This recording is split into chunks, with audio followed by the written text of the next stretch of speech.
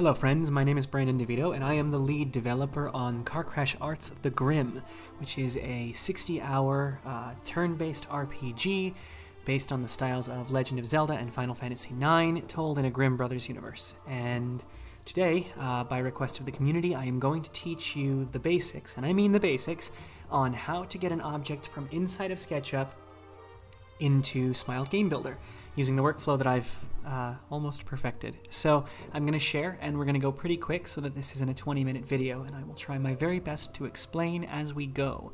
So, first step. The grid that you're looking at right now in SketchUp is something that I built custom. The object size inside of Smile is special in that it is 1 centimeter or 10 millimeters large, which is quite small. That is ultra chibi. Those are tiny little models, which presents a problem for most 3D engines because when you bring the model into a program like Blender or Maya or 3ds Max or Poser, then you're dealing with these very large, very high mesh objects. And one of the benefits of SketchUp is it has a tendency, if you do it right, to build very small, very low mesh objects. Now you can use more complex tools like Artisan to subdivide meshes and make them more complicated. And in this tutorial, we're going to stick with simple. The majority of the models that I've produced for the game roughly run between 150 and 500 faces, and that's pretty small as far as models go. My character models run about 2,000, and they were built in SketchUp as well. It just took a little more time. So this grid that you're looking at is 10 by 10. And it's 10 millimeters by 10 millimeters in increments. So this matches the same grid that we get in the game. So pretty simply, I grab the vertex on the grid and I create a flat surface. And this is just creating a really quick, really simple 3D block. So we bring the block up to be 1 grid length high. Now it's important when you're working with components and groups that when you're in SketchUp and you click the model, you double click twice just to make absolutely sure you don't have the inside selected, because one of the things to remember is the 3 things that Smile chokes on when it comes to models are dual-sided faces, paint on a dual-sided face, or vertexes that overlap that aren't in separate groups, meaning you have an internal face that has a line through it, as if I were to put a line through the middle of this cube right now with another face. It doesn't know how to do that. It chokes on that. So now we've got a basic block. Adding materials in SketchUp takes a little bit of getting used to. But as you can see here, it's got the basic 3 textures that I use for my standard models. So we're going to go here and we're going to name this Grassy Grass. And one of the keys to remember when you're doing models is that characters go in their own folders, but objects tend to drop everything that's in one folder together. So you're either going to end up with a ton of subfolders in Smile, or you have to get creative with your texture names, or remember what you named your textures so that you don't overwrite your files with other things. If you name it grass, chances are when you load another model into that folder, you're going to overwrite grass with a different image and alter your models. So on our desktop, pretty sure I saved it. There it is, grassiness. Okay, now remember what I said earlier, our default model size is 1 centimeter or 10 millimeters. And you'll forgive me, the templates that I made, I didn't build in metric, so it converts them back, but we're going to go with 1 centimeter because it's easier to type. And then you hit OK, boom, and we have our texture. So you click over here, and all we're going to do is paste it on. Okay? So whenever you create a unique shape in SketchUp, you want to take that model and you want to make it into a group. Now when you're building character models, you want to build named groups, but we'll get to building character models in SketchUp later because it's this process, but more complicated. So now that we've got our group that is our standard block, the reason we have groups is because I can now take it and I could paste something else inside of it, and Smile knows how to translate this. It knows what this means. But if I were to ungroup these or explode them, it would combine them into one model with mixed faces, and that would confuse the crap out of Smile's lighting system. So I hit M for move, and I grab it, and so that you guys can see what happens when you have a model with blank white space, I'm going to go ahead and raise this guy up 7 into our model, 5, 6, 7.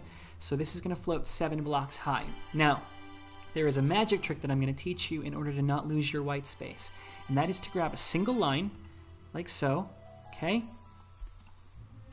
Highlight everything in the scene, and go ahead and make it into a group. See how it's now got a bounding box that includes our line? There's a reason for this. I recommend a few plugins that'll make your life a lot simpler, because for me, I had to do this all manually until I found plugins that did some of the more complex stuff. So when you export a model out of SketchUp and into Blender, you want your vertexes, your axes centered in the middle of your model. So I use the Chris Fulmer tool plugin, and it's center on origin, and what that does is it centers the model in the absolute middle of everything. But that's not what we want. You want your horizontal axes to be centered, but you want your model to have its base at the very, very bottom of red. So when you're moving the model, if you press the up key, it locks the axis up and down. Then you just drag to your grid any of the bottom vertex points, and voila, our model is now centered in the middle, but has its base where we wanted it. So now it's 7 blocks high inside of Smile. So we're going to explode once, and we're going to grab this line that we made, and we're going to delete it because we don't need it anymore. This is how our model is going to export with relative components. It's super, super, super important that no matter how many shapes you have in the model, no matter how complex you've made it, or how many images you have, that you turn it into a component of any name before you export, but it must be a component before you export it out of SketchUp. So now we've got our block ready. Now, one of the things, we don't need it very much because we have a cube, but I run a couple of plugins a couple of extensions before I export. One of them is the Fix Reversed Face materials. Now, we're not going to have any of those. See, 0 are present, but in the complex models, when you start building faces that interlink, SketchUp has this tendency, a lot of modeling programs have this tendency to reverse their faces. And whereas normally that won't cause a problem, in Smile, a reversed face means that your texture's on the wrong side and it doesn't know what to do with blank faces or dual-sided faces. So I run that one, and then I run the Cleanup plugin. Cleanup 3 is Cleanup Cubed is the most important plugin that I do, and what it does is it runs through the model and it literally scrapes everything that's not real. Any empty faces, empty lines, any textures that are duplicate, because when you export from SketchUp Pro 2017, it has this habit of duplicating your textures after export. It's not a big deal, but when you're doing multiple export experimenting, you end up with 25 renamed versions of the texture, and it makes the model much bigger than it has to be. It's also really important to remember that though you can build a model with any image texture that's supported, TIFF, GIF, JPEG, PNG, when you get to your final model export, you have to convert your final textures into PNG, because when you import it into Smile, PNG is the format that Smile looks for. Now, I have used for years a tool called IrfanView, and if you open IrfanView and click Batch Conversion Rename, you can look in an image folder, add all, choose the conversion that you want, and set it to PNG. Use the current look-in directory and hit Start Batch, and it'll just convert all of those out real quick and spit them out for you. Super, super helpful. Okay, so we have our cube. And it's worth mentioning that these template files that you're watching me use are something that I'm going to offer on the Patreon site for the Grim in a post as a subscriber reward. So if you want to do this on your own, this should give you enough info to do it. But if you want to use my templates to speed up the process, I will upload those and links to the plugins to a post for my subscribers as a special thank you. To the people who are supporting the project. So 3D model. Now, there are a lot of things you can go out to, but the formula that I've found works is to exit the program, is to go out of the program in DAE. It just, Blender likes the collada files when it's converting into FBX. Going from FBX to FBX is really challenging because there are so many sub-formats. You have ASCII and then different yearly codecs. So your best bet is to just go with DAE, because DAE and Object don't change very much, and they haven't as the years pass, but DAE tends to be more animation friendly, and Object tends to be more of a static. So let's go out as DAE, and we're going to call it Grassy Block. Grassy Block. Call out a DAE. Click your advanced options here, and make sure that you only have these 3 things.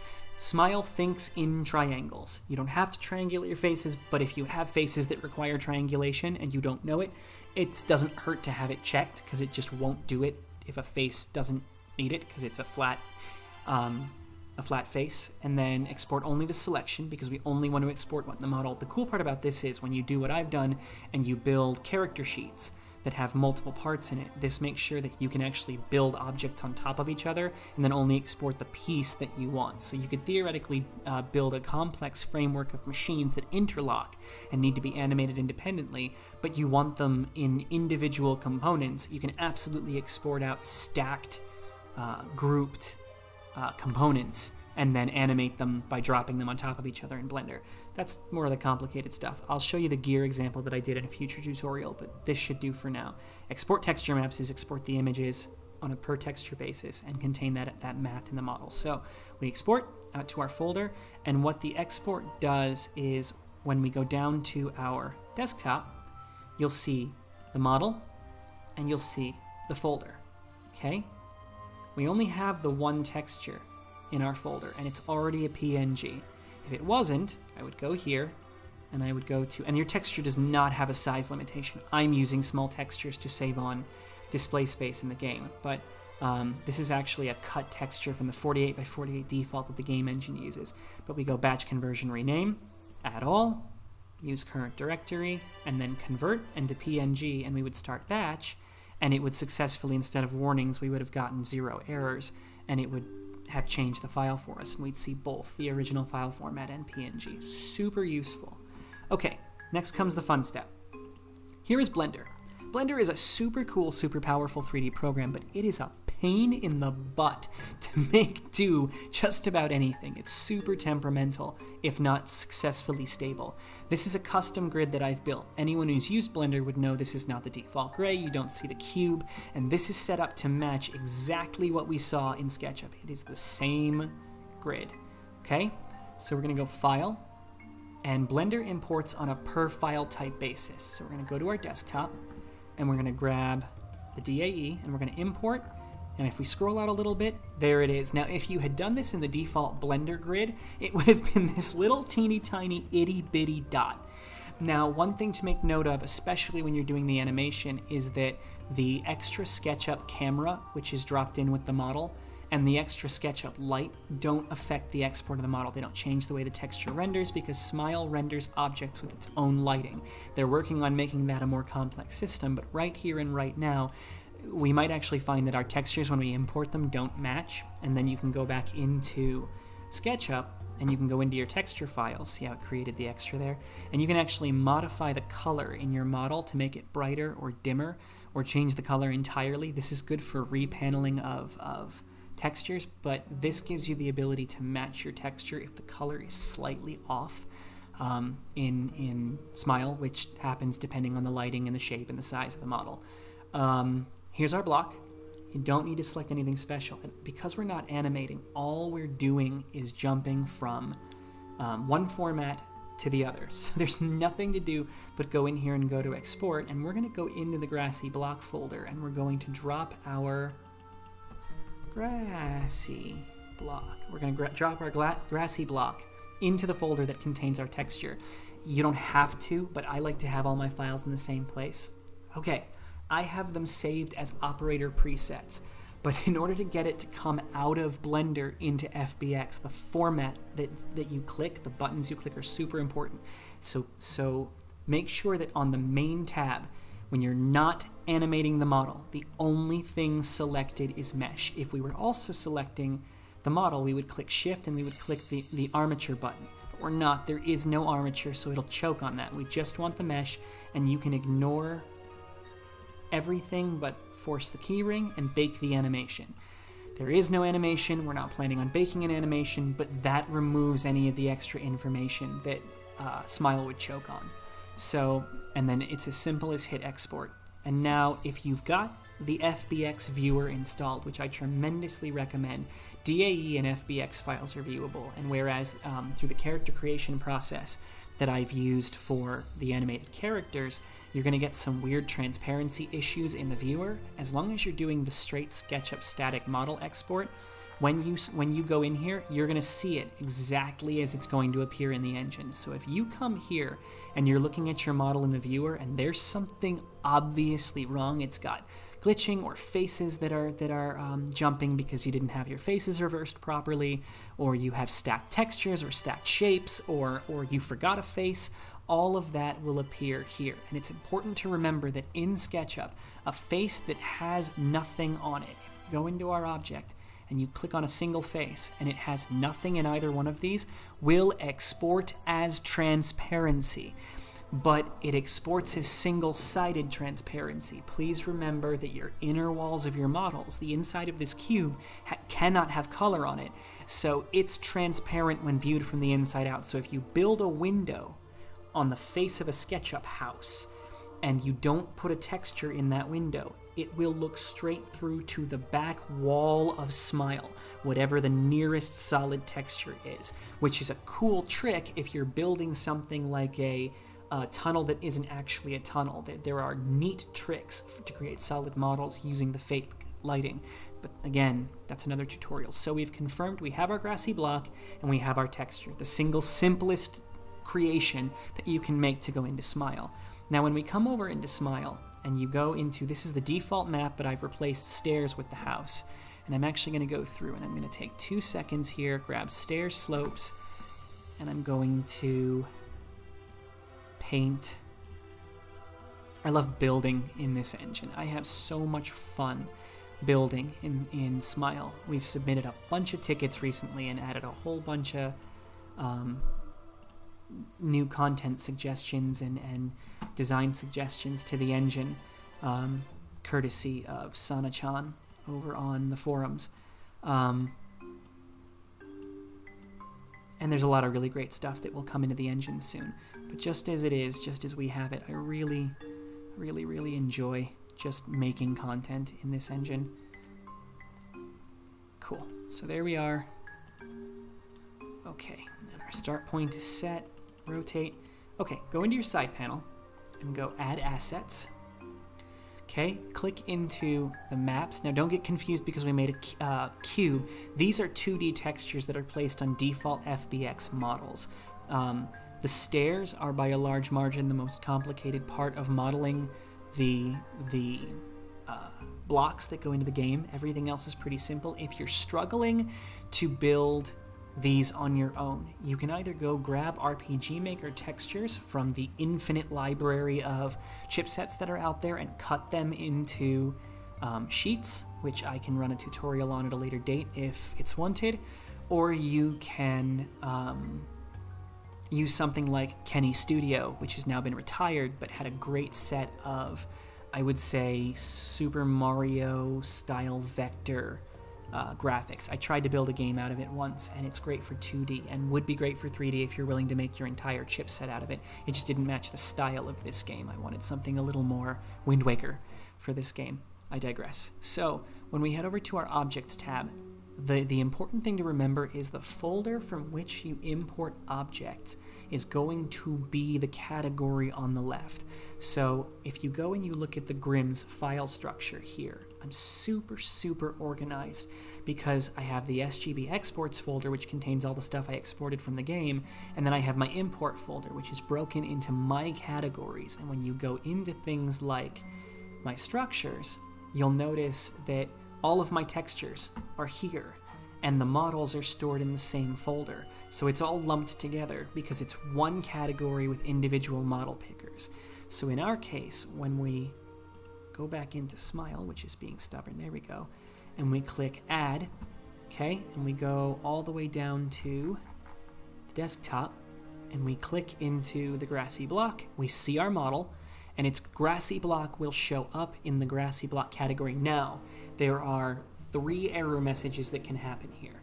One is the Japanese character message, which means that you manually deleted the file and forgot to shut the program down before you did it. That can be repaired by adding the same model back in manually to the same folder. You can get the .NET failure, where the system has the red labeled error and it just doesn't know what to do. That error is usually a sign that you had interceding faces on your model, or your model FBX format was the wrong kind of FBX, meaning you forgot to uncheck things in Blender. Or you can have it's the right kind of FBX, but your faces were screwed up in SketchUp, in which case you get the white labeled error message, which is just the generic smile game builder has crashed. This is the screen you want to see. Okay, we import, your category appeared as a custom file, and there is our grassy block. Okay, now if you hold the Alt key and you press the right mouse, you can rotate around. Pressing the left mouse allows you to move, and then zooming allows you to come in on the model. Now, on our elevation settings, we made this 7 high. And it matches perfectly to the center of the grid, to the square, but we want to allow underpass, and I'll show you why in a minute, okay? The other important thing to remember is other objects can be placed onto this one. That gives you the ability to set it as a bridge. Now we're working on getting the Smile Boom team to add the ability to have these settings on events, because right now events have a tower to the sky. They're pretty much either you pass through them or they're in a movable wall. We don't want that. We want to be able to stack them, walk on them, stand under them have displacement abilities so they can do things like knock the player over. There's a lot of great stuff that could come from having collision on events, but we're working on it. Okay, so we've set underpass and we've set our height, and then you close. Those same 3 error messages can happen right now when we go into our object tab. When we click our object, when we put our object into the universe, there is a potential for the game engine to crash in those same 3 ways for the same 3 reasons. Sometimes the models get into the importer and can be seen and edited in the importer, but can't function in the actual game because of the lighting issues. But we made such a simple block that shouldn't happen. So we're just going to go ahead and paint our grassy block. Not drag, paint. Come on, whoopsies. I am not being finessey in this viewpoint. Now there are a bunch of wonderful things that you can do with these. You can only create single level, single layer models because of the way underpass is rigged. I am seeing, I have the grid turned on. I was like, why am I seeing the transparency lines? So as you can see, we now have underpass, and now inside of Lore and Olden, the 2 major cities in the 2 different time frames in my game, I actually have a couple of really cool, I have large hallways that you can go through. I built ceilings. There are ways to build tunnels. You can basically, if you can do it, if you could see it in The Legend of Zelda Ocarina of Time or Majora's Mask, that's a pretty good grade that using SketchUp and Smile, you can recreate anything on that level of design here in the game. So now when we go to our playtest, and I'm going to go ahead and pause the music because I forgot to remove the music from the map. So we got a new game. Okay. Here is our grassy block texture on the ramp over, and now because we set underpass, we can pass under it, just like it's not there. But the coolest part about building things in this method is we have overpass as well. So it gives you the ability to build complex, layered, multi-height environments with underpass, which is not something that came default with the engine. And if you're willing to play with your textures, I could have very easily gone in and grabbed the block image, set it to the 10 millimeters, and then mapped my edges to match the side texture here by placement. A little bit of tweaking, but we absolutely could have gotten it so that the edge of the base of the standard models and the edge of the base of the grass is the same. So when you look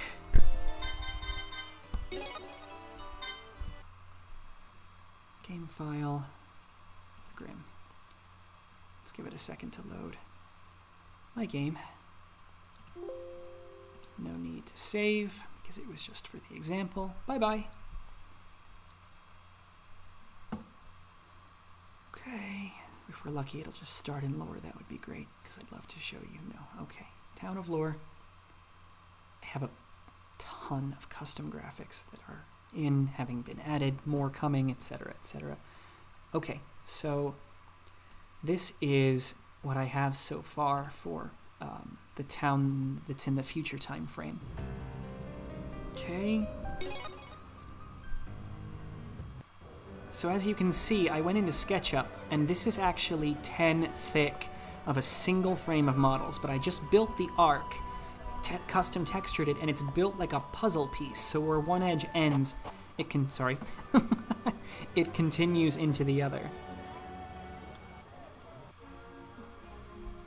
Heck, in we go. Those are the Higurashi bots. The city is full of them. So these are two of the custom models that I built into the city, and this actually needs to come out a bit. But as you can see, each one of these has about 5 textures built into the faces, and they're each about 500 faces. But I built a hole into the schoolhouse model, and those are actually the defaults, one of the default stairs that come with. And then I've actually got an invisible door event built in, so that as you pass through the model, it acts as a door command, whereas this over here is a legitimate functioning door. But as you can see, I didn't build the secondary texture into here, so when you open it up, the fade isn't fast enough that you cut through. The lantern is custom. You can see it's got no animation. There is an ability to animate in Smile. It's very complicated, and it takes up a decent amount of memory, so it's not something that I've undertaken yet as far as textures are concerned. I must have pulled it out of the city. I had the manor house was back in here. The light panes are something that you can place freely, and they're adding more of these as time passes. But this is an example of what you can do through the textures. This here, if you were to go look at this from above, you see how the wall continues and there's a slight discoloration of texture. From the curve all the way up to the tippy top of the wall, I built a castle-style arc at the very, very top, and I'll go through and I'll make the wall have the same cuts, so it'll create the difference. But it really opens up the city and makes for a huge navigation point. That's one model that's been repeated like 80 times. And then I created a central arc piece to create the transition. So in the middle, the lantern piece that creates that edge is actually one piece that allows you to reverse that same texture to match up. Tons and tons of freedom. I haven't really struggled to build any of these. Once you figure out the single textures, you can manually move your textures when you're in your model and you click texture and you change the position. You can totally change the position. Do not use the stretch controls because Smile chokes on a stretched texture. Use your resizing here, and if you really want to, you can go into Fireworks or Photoshop and create that same 1 centimeter grid, and you can add you can create the textures. Like if I wanted to create a door in here and create a solid texture for the door, I would create a 2 centimeter by 3 centimeter texture, and I would put the door in and cut it and draw my graphics or paste my graphics and edit them there, export the PNG out, import it just like I did, and just paste it on the face, and then manually adjust until I got it where I wanted it to be. So that pretty much covers the basics. That's the most simple overview of SketchUp into Blender into Smile. And it's not terribly complicated, but it is very precise. You have to do it just the right way, because if you don't, the engine chokes on it. I would say the maximum height of blocks that I've been able to put in without the engine struggling has been 16. Everything after 16 has caused challenges, but that's temporary, and I've added a bunch of stuff to the game. I've added a bunch of accessories and a bunch of design elements, and I build 1 to 2 models a day and will until the project is done. But it presents you with a ton of freedom as to what can go into the system. And remember, with the pass-through that you can create underneath, it's also possible to create ceilings and multi-level pass-throughs for events. Unfortunately, you can't stack events yet, so when that happens, you'll be able to build multi-level dungeons, and that is a feature that will eventually happen. It's just not here yet. But that's the overview, and I hope this was helpful. And again, if you visit patreon.com/thegrim, 2 M's, GRIMM, there will be a post that contains all of the template files that I use. I hope this has been helpful, and have fun building your games. If you need anything else, you can find me at The Grim on the Steam forums, or you're more than welcome to leave a Patreon comment on any of my content, and I am more than happy to respond. Don't forget to pledge and follow along. We've got amazing things coming. Thanks for supporting Smile and The Grim.